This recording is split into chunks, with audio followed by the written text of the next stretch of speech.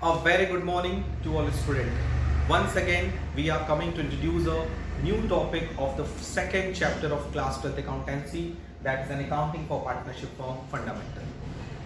In the last few videos, we already discussed a lots of the important questions related to this chapter, as well as we discussed a lots of the theoretical as well as the practical concepts related to this chapter. So without creating any delay, let's we start the first point related to this chapter, that is an difference between the PL account and PL appropriation account, and which is already discussed in the last few classes, because you know very well PL account is prepared for the determination of the net profit and PL appropriation account is prepared for the calculation of the divisible profit. With the help of the PL account, we shows all the expenses which are charged against profit in nature, and with the help of the PL appropriation account, we appropriate all the expenses which will be shown in the debit side of the PL appropriation account, like interest on capital, salaries, commission, and the profit provided to the partners. So the first point of today's video is that how we will treat the rent paid to a partner. So the accounting treatment of rent paid to a partner. Accounting treatment of rent paid to a partner. Basically, you know very well, if partnership firm paid rent to the external, to the outsider, so it will be shown in the debit side of the PL account.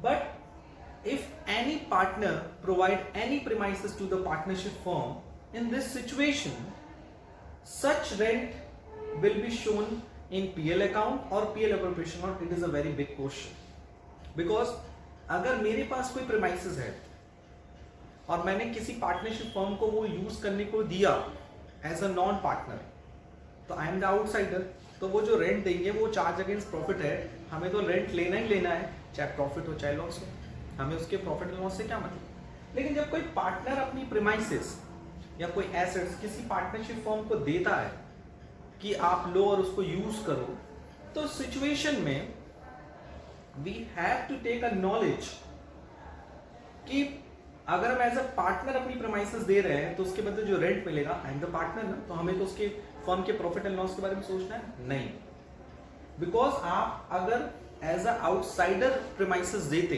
तो आपको उसके बदले क्या मिलता, rent मिलता, वो भी compulsion in nature, charge against profit. So similarly अगर कोई पार्टनर को अगर हम कोई रेंट दे रहे हैं तो it is also treated as an charge against profit, charge against profit होता है। And number second, it will be shown in the debit side of the profit and loss account. Okay, so अगर हम किसी partner को rent provide कर रहे हैं तो वो रेंट भी कहां शो होगा, पीएल अकाउंट के डेबिट में शो होगा, and it is an charge against profit. और इसकी जर्नल एंट्री क्या होगी, the journal entry will be a profit and loss account debit to rent payable.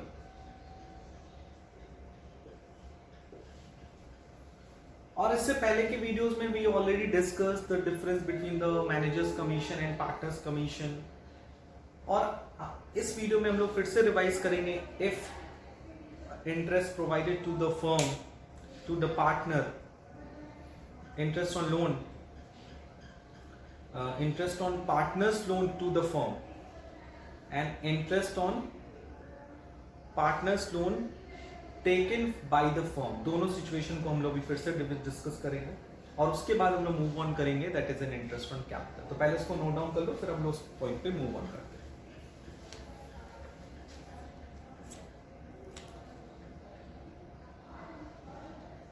next topic will be accounting treatment of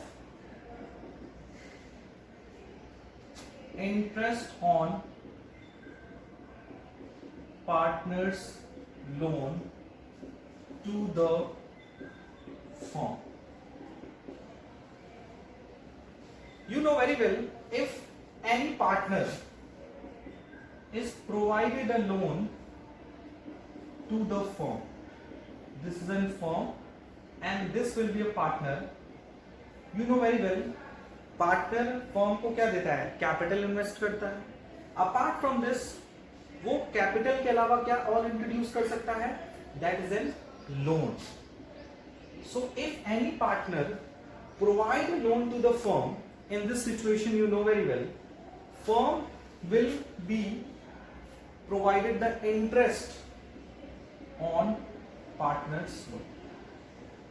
So the basic feature of this interest on partner's loan, the first will be it is a charge against profit. Means अगर partner firm को loan देता है तो उसके बदले firm उसको interest पे करती है, it is an charge against profit. यानी कि ये कंपल्सरी है, इसे देना ही देना है, चाहे प्रॉफिट हो चाहे loss. Point 1. Point 2, it will be shown in the debit side of profit and loss account. इसे हम लोग कहां शो करते हैं? इन the debit side of the profit and loss account. And number 3, what is the journal entry of this situation? In this situation, you know very well, the journal entry will be number 1, interest on partner's loan debit to partner's loan account. यानी मैं पहले interest due किया partners loan account के लिए. And number 2, partners loan, और से हम लोग क्या करेंगे? इंटरेस्ट को कहां ट्रांसफर करेंगे? In the PL account. So second will be a profit and loss account debit to interest on partners. So you can see that if any partner provide a loan to the firm, in this situation, number 1, it is a charge against profit, यानी इसे देना compulsory है चाहे profit और loss हो. इसे PL account के debit side में शो करते हैं. एंड नंबर 3, जर्नल एंट्री क्या होगी? First, interest on partners loan to partners loan, and number 2, PL account debit to interest on partners. अब आते हैं पॉइंट 2 पे. पॉइंट 2 इसी का जस्ट अपोजिट है. You know very well, it is a second situation when न लिखकर हम लोग ये डिस्कस करें, that is an accounting treatment of interest on partners loan taken from firm.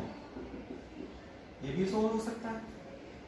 ऐसा जरूरी नहीं है कि पार्टनर ही फर्म को लोन दे, ऐसा भी हो सकता है फर्म ने किसको लोन दिया? पार्टनर को लोन दिया. So if any partner takes a loan from the firm, in this situation it will be shown in the credit side of profit and loss account. ऐसा नहीं है कि ये पीएल एप्रोप्रिएशन का बात है. लोन लिया तो इंटरेस्ट दिया, वो भी पीएल अकाउंट का पार्ट है. लोन दिया, इंटरेस्ट लिया, तो भी वो किसका पार्ट है? पीएल अकाउंट का. लेकिन अंतर है कि it is an expense and it is an income. और इसमें इनकम के केस में आपको पता है कोई भी चार्ज अगेंस्ट प्रॉफिट या एप्रोप्रिएशन आउट ऑफ प्रॉफिट का कॉन्सेप्ट नहीं है. And number 2 will be a journal entry. The journal entry is totally opposite in this case. इस केस में आपने देखा होगा पहली यूनिट पी होगा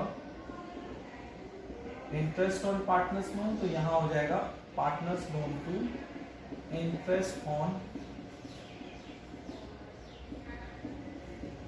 partners loan, and number second interest on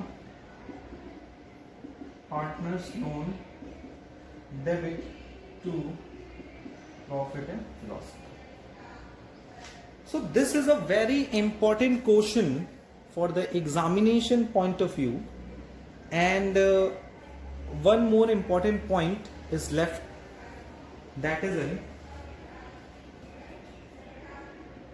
calculation of manager's commission. आपको पता है ना 11th में हम लोगों ने ये टॉपिक डिस्कस किया था कि how we will calculate the managers commission. Partners commission, managers commission दोनों डिफरेंट होते हैं. So there are basically two situation.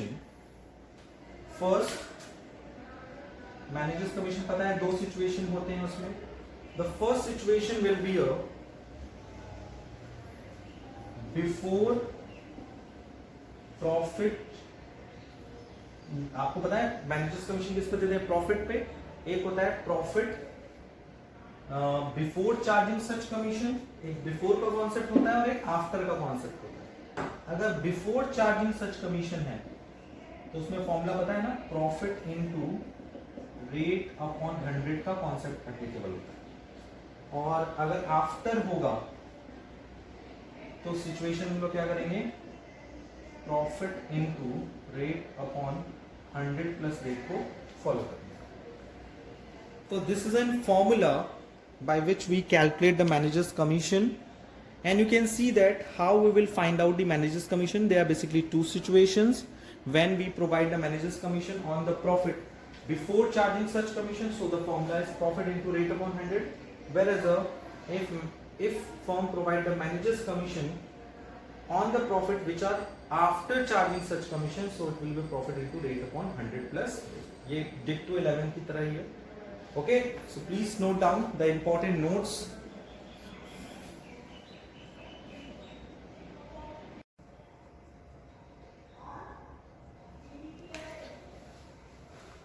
The next topic of today's video is interest on drawing. You know very well, if any partner withdraw any amount from the firm for the personal use, in this situation interest on drawing will be provided by the partner to the firm, and the calculation of interest on drawing will be computed on the basis of the two situations. So interest on drawing जब भी हम provide करता है partner, उसकी दो situations है. Situation 1, when amount and period of drawing are equal. यानी जब हम ड्राइंग कर रहे हैं उसकी अमाउंट और ड्राइंग का पीरियड डिफरेंस जो है वो सेम, इक्वल. पहले हम लोग डिस्कस करते हैं not equal. Equal not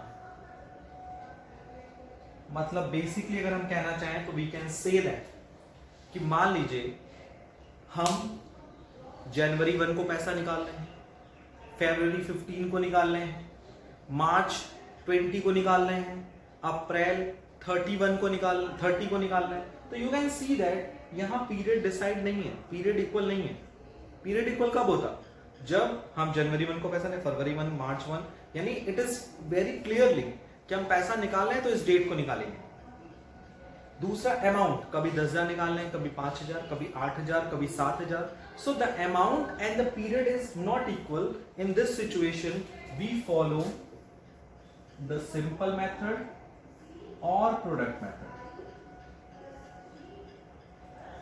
simple method और विच मेथड? Product method. और ये दोनों से ही आंसर आपके क्या आएंगे? सेम आएंगे. ऐसा नहीं कि दोनों से आंसर डिफरेंट आएगा, दोनों से आंसर सेम. और दूसरा केस क्या है, when amount and period of drawing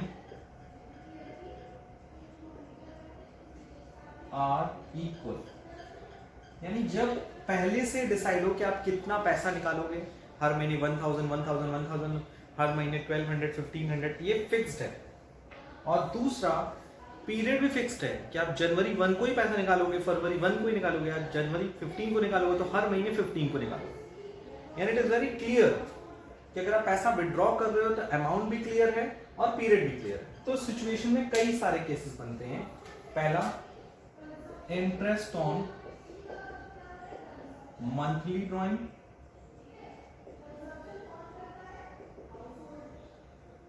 during a period of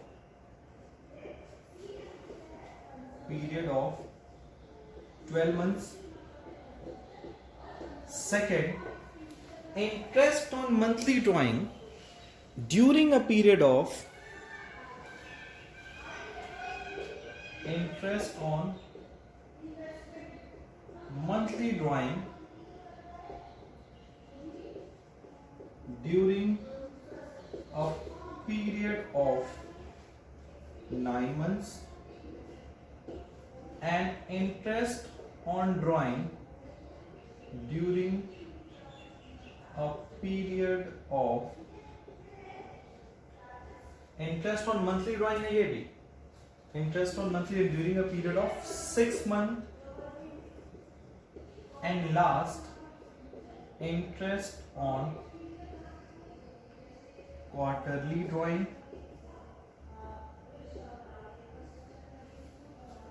So there are basically 4 cases. और अगर हम इस टेबल को और इलेबरेट करें, so we can say that by the simple method, यानी सिंपल मेथड, जब amount and period of drawing is not equal, तो सिचुएशन सिंपल मेथड का फॉर्मूला होता है IOD equals to interest on drawing equals to drawing into rate upon 100 into months upon 12, या फिर अगर हम डेज को काउंट करें तो डेज अपॉन 365। लेकिन जब हम प्रोडक्ट मेथड फॉलो कर रहे हैं तो सिचुएशन में interest on drawing equals to drawing, sorry, total product याद रखिएगा, multiplied by rate upon 100 into 1/12। So you can see that when we are talking about the computation of the interest on drawing, so there are basically 2 situations.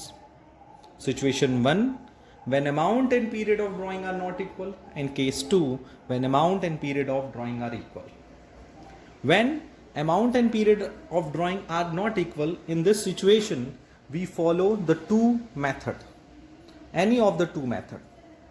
First, simple method, second is a product method. The formula of interest on drawing in simple method is drawing into rate upon 100 into months upon 12 or days upon 365. And in the product method, the formula of interest on drawing will be a total product into rate upon 100 into 1/12. The second situation is when amount and the period of drawing are equal, यानी जब amount भी clear हो और period भी clear हो, तो situation में the situations are interest on monthly drawing during a period of 12 months, second, interest on monthly drawing during a period of 9 months, case 3, interest on monthly drawing during a period of 6 months, interest on quarterly drawing. इसके साथ एक important note है, वो note down कर लीजिए आप लोग। The note will be a if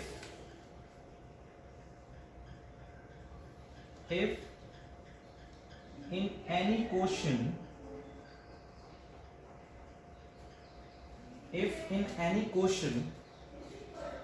rate of interest on drawing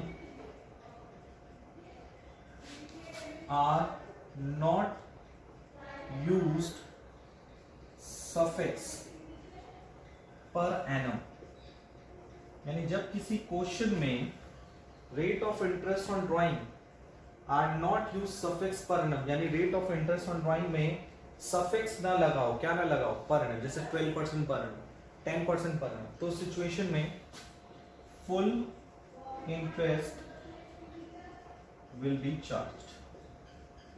तो सिचुएशन में हम पूरा इंटरेस्ट चार्ज करेंगे, यानी चीजों को इग्नोर कर देंगे। इग्नोर करने का मतलब क्या है, जैसे अगर हम ये सिंपल से कहें कि 10,000 ड्राइंग है at the rate of 12% per annum से, तो पर एनम का मतलब होता है 10,000 इंटू 12/100 इंटू मंथ्स अपॉन 12। हम मंथ्स को काउंट भी करते हैं जब पर एनम वर्ड लगा होता है।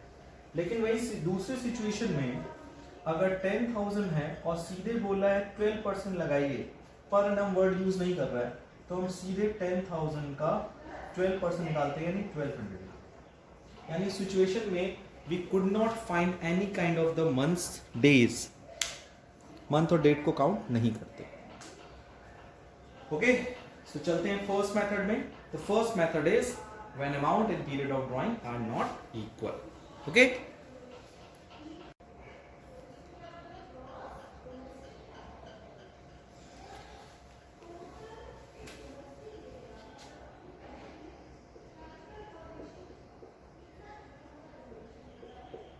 computation of interest on drawing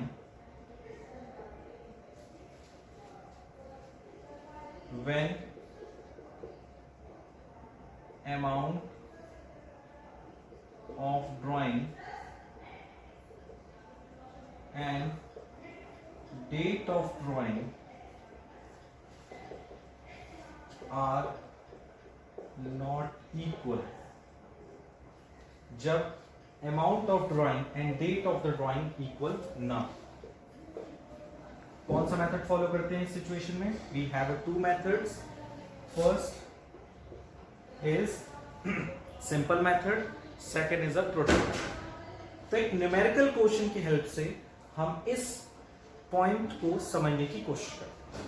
okay,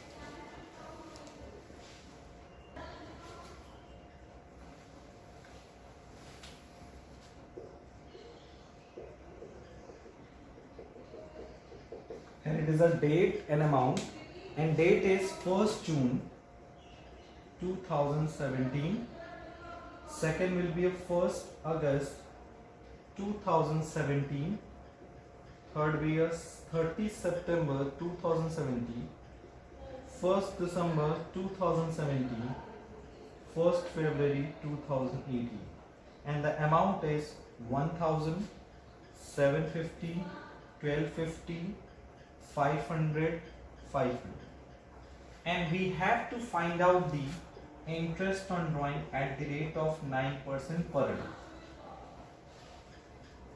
12% per annum। Okay, अब ये इंफॉर्मेशन गिवन है और अमाउंट गिवन है, तो पहले हमें ये ट्रैक करना पड़ेगा कि यहाँ कौन सा मेथड सुटेबल रहेगा। यहाँ पर सिंपल मेथड, प्रोडक्ट, पहले तो ये बताइए कि इसमें कौन सी सिचुएशन है। यहाँ पे अमाउंट ऑफ ड्राइंग अगर आप देखें तो ये भी इक्वल नहीं है, कभी ये 1000 विड्रॉ 750, कभी 1250, कभी 500, कभी 500, it is not equal. And the period, date of drawing भी इक्वल नहीं है, कभी 1 तारीख को निकाल रहा है किसी महीने, कभी आखिरी निकाल दे रहा है। ठीक है, so here you can see that the date is also not given, not equal. तो सिचुएशन में पहले हम इस क्वेश्चन को सॉल्व करते हैं बाय द सिंपल मेथड। किस मेथड से सॉल्व करते हैं? सिंपल मेथड से सॉल्व। और जब हम किस क्वेश्चन को सिंपल मेथड से सॉल्व करेंगे तो सिचुएशन में हमें क्या करना पड़ेगा? इंटरेस्ट ऑन ड्राइंग का फॉर्मूला लेना पड़ेगा, वो भी इंडिविजुअली। क्या होता है फॉर्मूला इंटरेस्ट ऑन ड्राइंग का? Interest on drawing equals to drawing into rate upon 100 into months upon 12। ठीक है, और कब पॉइंट कैलकुलेट करना? At the end of the total interest on drawing at the end of the year, that is 31st March 2018। The total interest on कैसे निकलेगा? 1000 into 12% into months count करिए, जून से है तो जुलाई, अगस्त, सितंबर, अक्टूबर, नवंबर, दिसंबर, जनवरी, फरवरी, मार्च और 9 मंथ्स। यहाँ पे 750 इंटू 12% इंटू अगस्त, ये अगस्त है, सितंबर, अक्टूबर, नवंबर, दिसंबर, जनवरी, फरवरी, मार्च और 7 month. Next 1250 into 12 months into सितंबर लास्ट है, सितंबर नहीं काउंट करेंगे, अक्टूबर, नवंबर, दिसंबर, जनवरी, फरवरी, मार्च और 6 मंथ। यहाँ पे 500 इंटू 12% इंटू दिसंबर, जनवरी, फरवरी, मार्च एंड लास्ट 500 इंटू 12 इंटू फरवरी, मार्च, 2 मंथ्स। सो अगर आप इसको कैंसिल करो, कैलकुलेट करो तो 12 यहाँ पे कॉमन है, 12 से कट गया, ये कितना आ गया आपका 0 0 0 0 90, ये कितना आ गया 0, 1 0 कटा 0.5,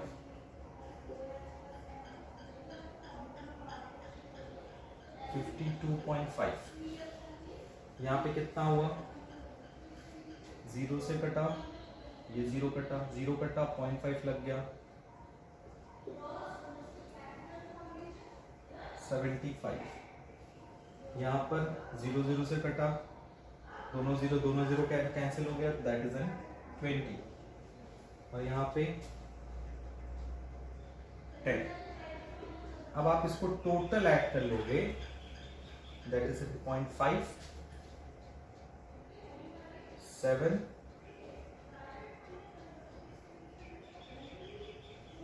247.5 is a total interest on bond. 247,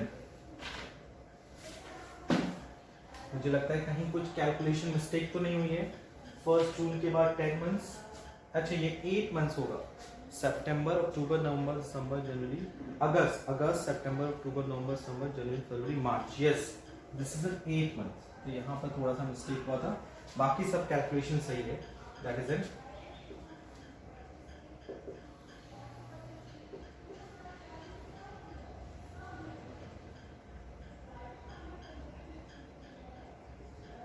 यहाँ थोड़ा चेंज हो जाएगा 0.05 255 265, yes the right answer is 265. The total interest on drawing of this question is 265. अब अगर यही same question if we solve by the product method, अगर इसी क्वेश्चन को हम प्रोडक्ट मेथड से सॉल्व करना है तो ज्यादा मेहनत करने की जरूरत नहीं है। वहां पर ये जो थर्ड कॉलम है ये आपका नहीं बनेगा, यहाँ तो आपने इसको सिंपल मेथड से निकाला, जब आप इसी को प्रोडक्ट मेथड से सॉल्व करोगे तो आपको एक कॉलम बनाना पड़ेगा, पहला कॉलम पीरियड, उसके बाद बनाना पड़ेगा प्रोडक्ट, और प्रोडक्ट का मतलब होता है अमाउंट इनटू पीरियड। तो आप पीरियड निकाले थे यहाँ पे 6 कितना 10 8 6 3 2, यही था, यहाँ 4 होगा। अब आप मल्टीप्लाई करेंगे 1000 into 10 10,000, 750 into 8 6,000,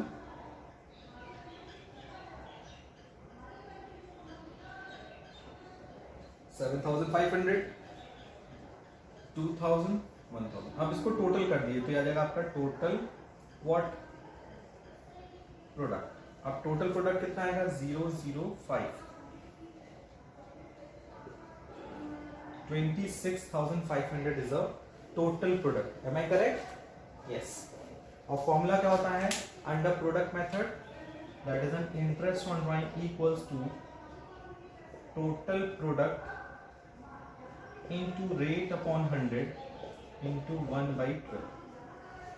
So the product is 26,500 into rate is 12 into 1/12, and this will be answer is 265. So you can see that in this question you can see that कि चाहे हमने सिंपल मेथड से question solve किया चाहे product method से, answer same आया, कोई answer में डिफरेंशिएशन नहीं है। तो नोट डाउन कर लीजिए।